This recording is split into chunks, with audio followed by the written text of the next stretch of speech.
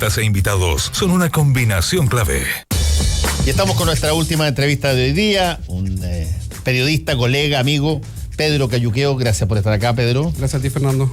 Pedro saca un nuevo libro que ya está disponible en la Feria Internacional del Libro de Santiago. Se llama Historia Secreta Mapuche.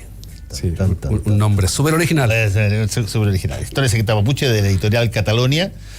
Pero tiene una particularidad esto, y yo le estaba conversando, que es muy interesante porque son relatos que no necesariamente son cronológicos exactamente y uno sigue lo otro, sino que tú puedes leer 2 o 3, después puedes leer otros 2 o 3 y te llenan el sentido, por lo menos, del relato instantáneamente. La Historia Secreta Mapuche. Pedro Cayuqueo, ¿por qué existe una historia secreta mapuche?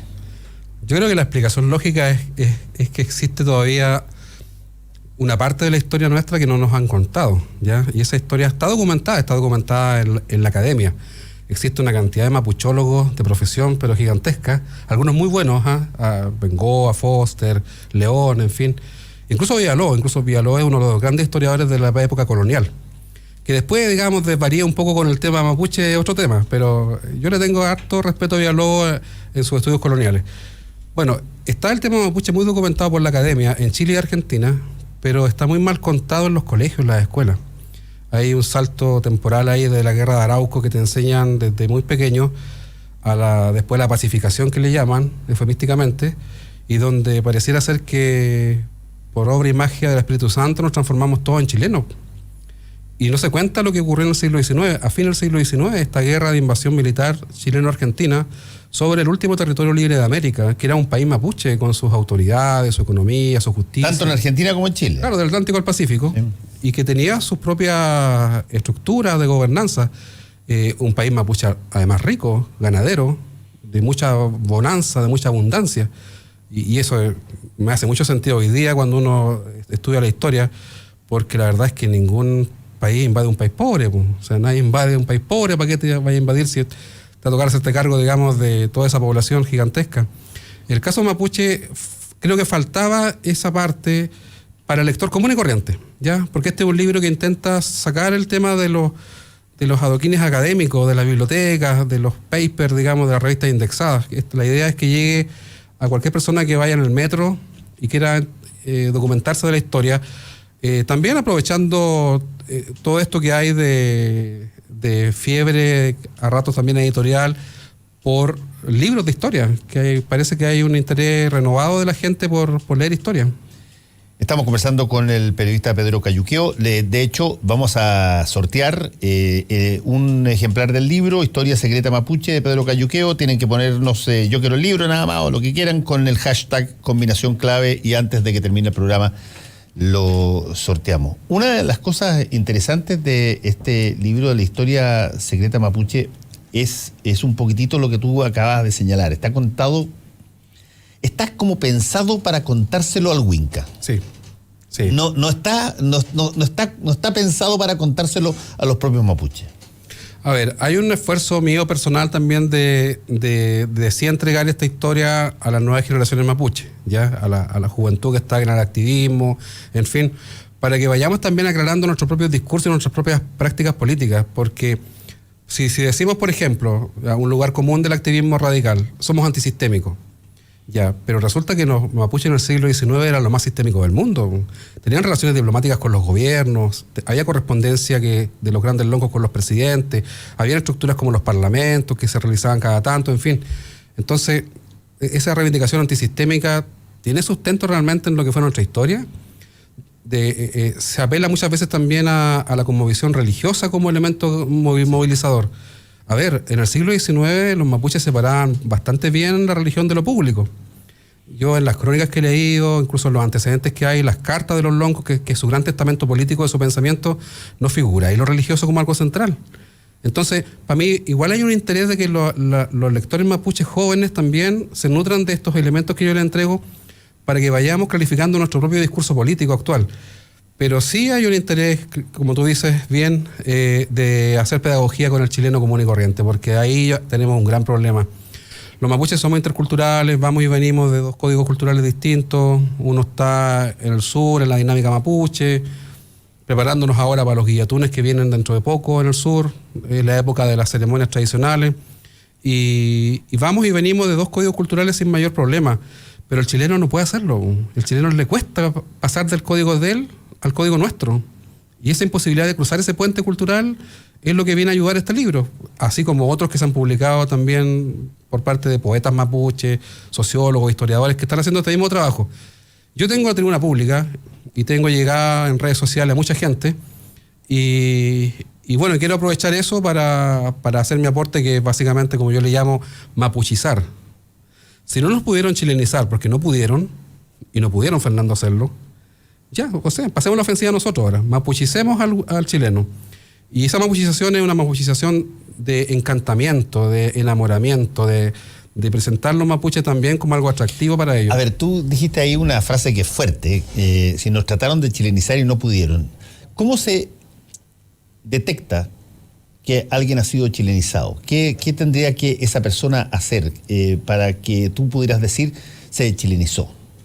Fuera de chaquetear, fuera de pelar a la selección chilena cuando pierde y considerar que somos los mejores del mundo cuando ganamos, pero fuera de eso, ¿cómo se nota la chilenización de una persona de origen mapuche? Mira, te lo cuento con la experiencia que tuve ayer en la firma de libros en Filsa. Se acercó una señora mapuche que se acercó muy emocionada, estaba yo a conversar conmigo y me decía que ella era empleada doméstica hace 3 décadas en Santiago, era del sur Huilliche, que ella siempre negó su identidad, siempre se sintió,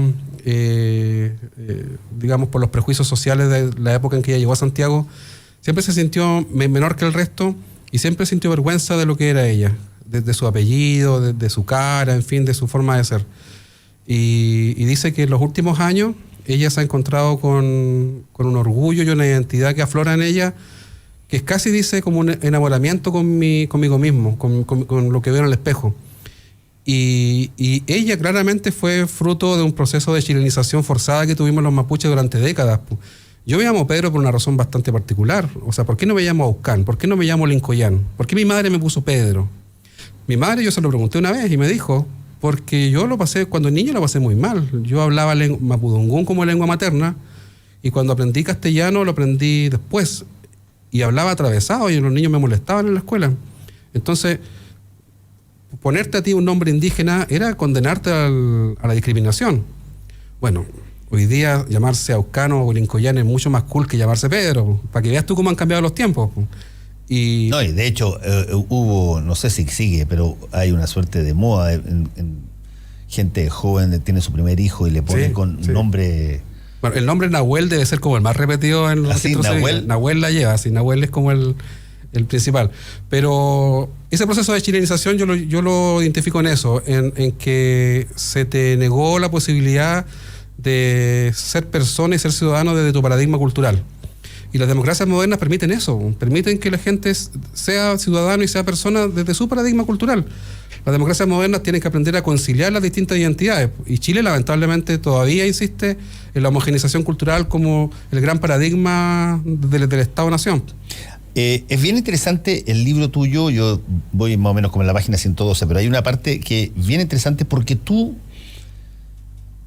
describes el territorio mapuche casi como si fuese uno, desde Argentina para acá, y que de repente haces una mención de que como que transitaste de la frontera de uno a otro y dices, mira, así como si tú fueras andando en ferrocarril y dijera, mira, pasamos de la estación mapuche a la estación mapuche de Argentina, sí. Pero la consideras idéntica la relación. Un solo territorio. Sí. Exacto, y eso te quería preguntar, porque nosotros no tenemos acá ninguna concepción, menos escolar, de que todo lo que pasaba de la cordillera para allá era parte de una misma cosa. Bueno, era parte de una misma cosa, era parte absolutamente. De hecho, los liderazgos importantes de la zona de las Pampas trasandinas eran liderazgos que habían nacido en la zona de Temuco, Boroa, Calfocura era del Yaima, Namoncura también. Todos los grandes líderes de las pampas trasandinas del siglo XIX, que llegaron a ser muy poderosos, o sea, a niveles, digamos, que Alfucura llamado el Napoleón de las Pampas por la historiografía argentina. Sí, que tú tienes es súper bueno el capítulo del Napoleón de las Pampas. Bueno, el Calfucura era originalmente de la zona del Yaima, de Cunco actualmente. Y es porque era un gran territorio mapuche donde estaba, digamos, la familia, el asentamiento estaba en Gulumapu, en este lado. Acá estaban las rucas, los grandes poblados que habían. Los relatos de los viajeros del siglo XIX dicen así: Pitrufquén era un poblado gigante mapuche antes de ser Pitrufquén ciudad, ya era un poblado. El Valle de Temuco estaba poblado de rucas, digamos, cuando se habla de que nunca construimos ciudad y esas cosas, yo lo relativizaría un poco. Yo creo que habían asentamientos urbanos también en polos comerciales, de cruce comercial importante. Entonces, tú tienes el asentamiento mapuche demográfico estaba acá, en este lado. Pero las pampas trasandinas, que son bastante inhóspitas, allá difícilmente podía haber asentamiento permanente, era la tierra del ganado cimarrón, de los caballos, en fin, era la zona donde se iba a buscar riqueza. Y por eso que la vivencia mapuche en las pampas era nómade, eran las tolderías como los mongoles, sí, que van avanzando. Y el asentamiento estaba acá, en el lado de Gulumapu, que le llamamos nosotros. Entonces, los que están allá y acá son los mismos, Fernando. De hecho, yo tengo familia en Buenos Aires, en Los Toldos, Cayuqueo, y hay un pueblo que se llama Cayuqueo en Córdoba, en honor al cacique Cayuqueo. Reivindiquémoslo, man. Totalmente, y podríamos ir más allá, las Malvinas pueden ser mapuche, chilenas. Claro, ¿cómo se llamaría la isla esa? Tenéis que ponerle un nombre. Ahora, ellos dicen Rayén y nosotros decimos Rayén. Claro, yo soy Cayuqueo allá. Allá tú eres Cayuqueo. Cayuqueo. Sí. Claro, pero fuera de esa diferencia, ¿en qué momento se produce la escisión? ¿En qué momento se produce la separación, el distanciamiento ahí? Yo creo que se produce básicamente cuando se establecen los límites de los estados. De hecho, hubo coordinación militar de ambos estados para la guerra contra los mapuches, que fue contemporánea, fue paralela. Roca, Saavedra, este lado, en fin. Y se pensó incluso, y hay cartas que Bengoa ha recuperado en sus textos de historia, que se pensó en un abrazo de los Andes entre los dos ejércitos, cuando se lograra exterminar o arrinconar a los mapuches, de despejar de indios la tierra, digamos, se pensaba en un gran abrazo de los Andes entre el presidente Pinto y Roca. Ese abrazo nunca sucedió porque una vez que se liberaron las tierras de indios, como se llamaba, comenzaron los temas limítrofes. Claro, ahí ya claro. Y ahí se fue toda la buena onda, digo yo, en el libro, se fue a las pailas porque comenzaron las incursiones, por ejemplo, y hubieron episodios bélicos entre Chile y Argentina ya en 1890, cuando algunos militares cruzaron hacia Lonquimay, ahí hubo un enfrentamiento, y después ya comenzó todo este tema limítrofe que se mantuvo harto tiempo, hasta los años 70, 80, hubieron problemas graves limítrofes con Chile, precisamente en la frontera Hualmapu. Entonces de ahí caímos en esta dinámica absoluta de relación estatal, digamos, de los estados. Se posicionaron los estados. Y fíjate que los mapuches también quizás perdimos la conexión con los hermanos del otro lado. Y esta conexión con el otro lado, yo en el próximo libro, en el tomo 2, trato el siglo XX. ¿Ya? Esto es solo siglo XIX. Y en la historia del siglo XX tú te encuentras con que los dos procesos mapuches de ambos lados de la cordillera siguieron caminos distintos, que solo se juntan, Fernando, en el quinto centenario. Solo se vuelven a encontrar las organizaciones del Neuquén, San Martín. Por un acto protocolar. Por la coyuntura del quinto centenario, que fue tan potente a nivel continental el rechazo al quinto centenario, que comienza esta emergencia con el Consejo de todas las Tierras en Temuco, Aucán, sí, como figura, y ahí se produce este hermanamiento nuevamente de ambos lados, y surge la bandera del 92, que es la actual bandera mapuche, que se instala en ambos lados de la cordillera, en el mismo momento. ¿Y es la misma bandera? La misma bandera, sí. Y en Argentina, en varias provincias, es oficial, en Neuquén, en Río Negro.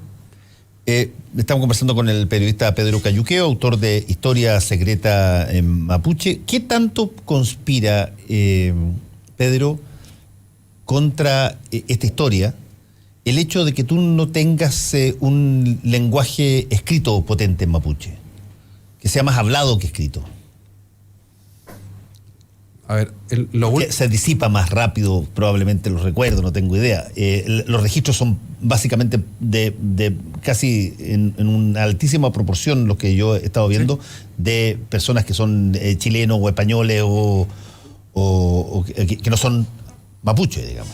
Sí, mira, hay un déficit de memoria mapuche, hay un déficit ahí de quizás generaciones anteriores a la mía tuvieron que haber hecho ese trabajo de registrar con los abuelos la historia más presente. Yo con mi abuelo, que falleció en los años 90, a muy avanzada edad, pude de niño conocer parte de su historia, pero no tenía las herramientas que tengo hoy día, por ejemplo, para haber registrado quizás su relato.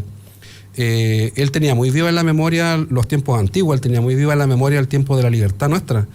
Tanto así que era bastante racista con los chilenos, era muy racista con los chilenos, o sea, le parecía lo peor que había en el mundo los chilenos.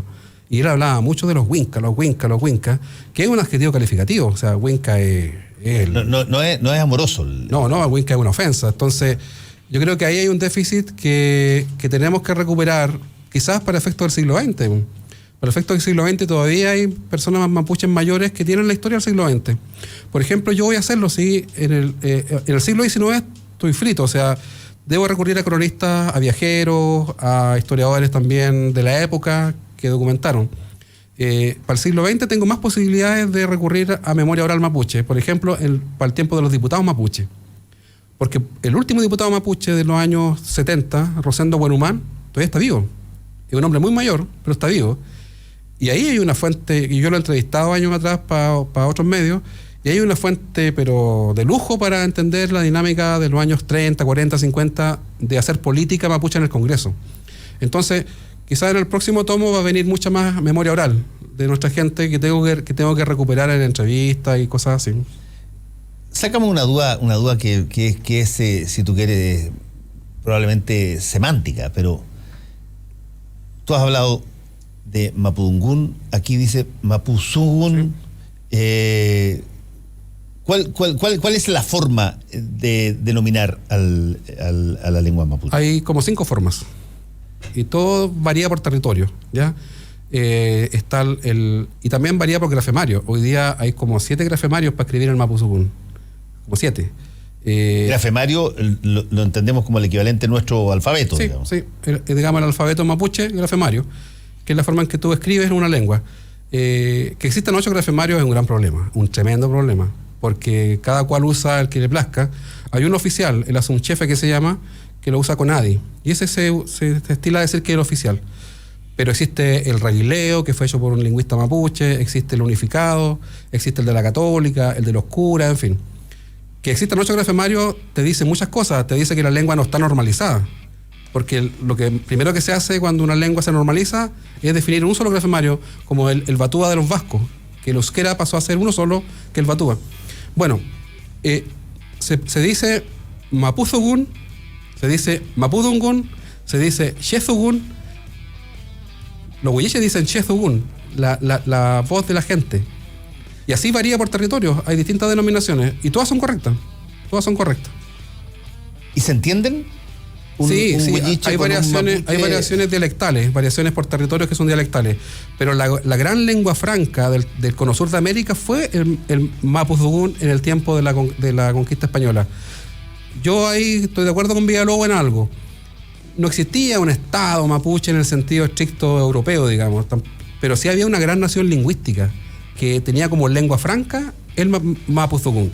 Y eso te habla de que había una nación lingüística gigantesca que éramos nosotros.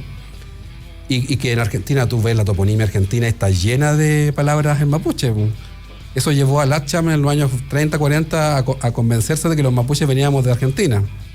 Casamiquela, por su parte, dice que no, que nosotros somos invasores chilenos. Seguramente venimos de Marte o de Venus, porque no somos ni de allá ni de acá.